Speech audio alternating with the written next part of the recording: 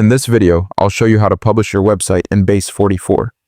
First of all, open Base44 in your browser and log in. Now open the project that you want to publish. After your project opens, look at the top right corner. Here you will see the Publish option. Click on Publish. Now a new screen will open called Publish Your App. On this screen, you will see two options, Web and Mobile App. Make sure the Web option is selected. Here you will also see a website link generated by Base44. This is your default free domain. If you want your own custom domain, you can click on Connect a Custom Domain. But for a free website, you do not need this. We will use the default Base44 domain. Now look at the main button below. Click on Publish App. Wait for a few seconds. Base44 will now publish your website.